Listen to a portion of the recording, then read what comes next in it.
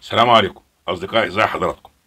النهارده بنتكلم عن البقيع، وكلنا نعرف ان البقيع موجود في المملكة العربية السعودية، وموجود فيه الصحابة والأنبياء والرسل والصالحين ومن سبقونا للقاء الرحمن، ولكن الفرق بيننا وبينهم هم الصالحين، هم الأنبياء، هم الرسل صلى الله عليه وسلم، سيدنا محمد صلى الله عليه وسلم وآل البيت الكرام صلى الله عليه وعلى آله وأصحابه أجمعين. ولكن فينا ناس يعرفوا ان في بقيع تاني، وفي ناس كتير ما يعرفوش ان في بقيع تاني تحديدا في مصر. البقيع التاني اللي موجود في مصر تحديدا موجود في قرية البهنسة، مدافن البهنسة اللي الصورة بتاعتها بتظهر معانا دلوقتي. البهنسة اللي مدفون فيها اكتر من 5000 صحابي. في ناس كتير، مش هنقول ناس قليلة، في ناس كتير عارفة ان البقيع موجود في مصر.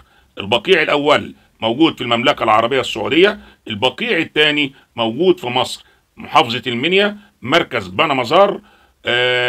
تحديدا طبعا احنا مش هنتكلم على القرية نفسها، قرية البهنسة. احنا مش هنتكلم عن القرية المشهورة بالكرم والأدب والأخلاق والمحبة، مش هنتكلم عن المولد اللي بيتعمل كل موسم وكل سنة، في العيد الصغير، عيد الفطر، وفي العيد الكبير عيد الأضحى، وفي المواسم وسبق الخيول. مش هنتكلم عن الحاجات دي كلها، ولكن احنا تحديدا النهاردة بنتكلم عن مدافن البهنسة، البقيع الثاني اللي موجود في مصر.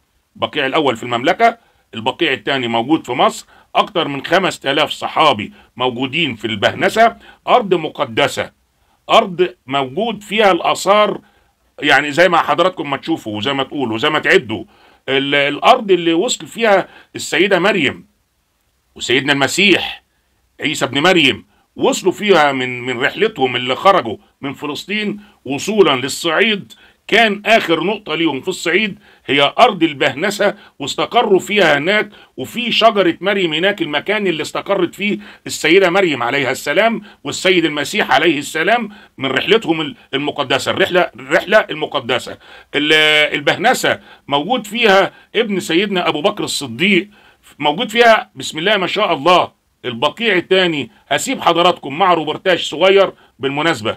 ارض البهنسة مدفون فيها ابويا الله يرحمه واجدادي وناس كتير قوي من محافظة المنيا، اكتر من 70% او 80% موجودين في البهنسة. البهنسة زمان كنا نروح نلاقي المدافن مدفن كده تقدر تعدي.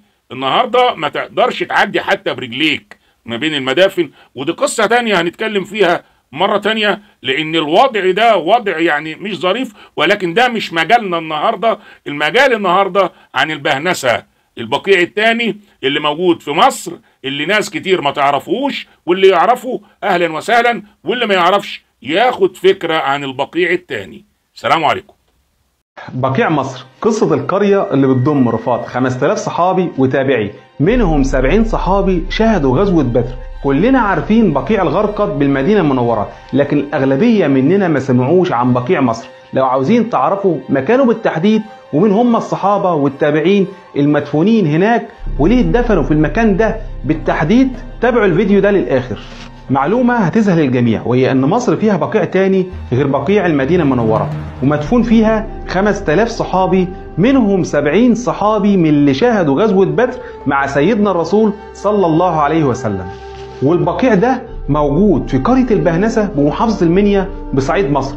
قرية البهنسة دي قطعة نور في أرض مصر، سقط على ترابها آلاف الصحابة الكرام شهداء، واحتوت أرضها أجسادهم الطاهرة.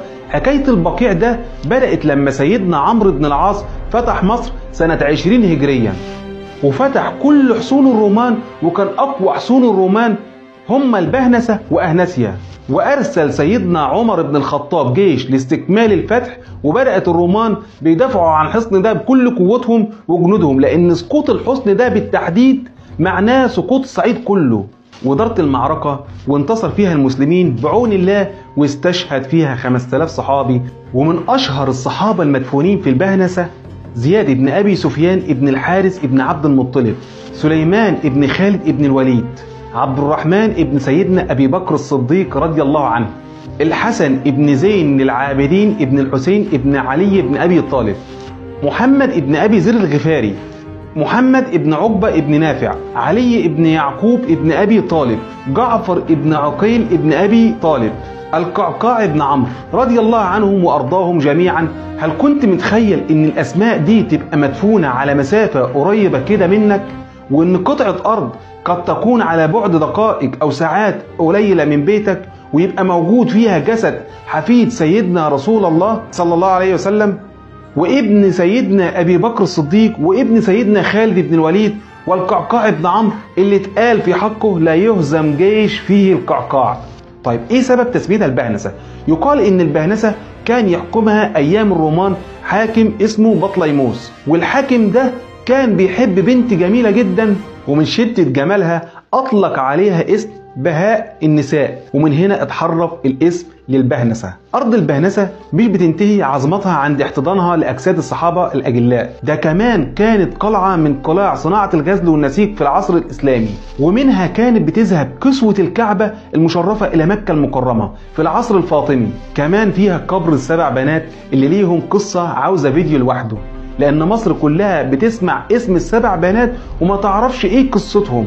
وعشان البهنسة تبهرنا أكتر وتكمل عظم التاريخ، ففيها كمان شجرة السيدة مريم العذراء، واللي بيتقال إن السيدة مريم والمسيح عيسى ابن مريم عليهما السلام ويوسف النجار جلسوا تحتها في رحلة العائلة المقدسة إلى صعيد مصر.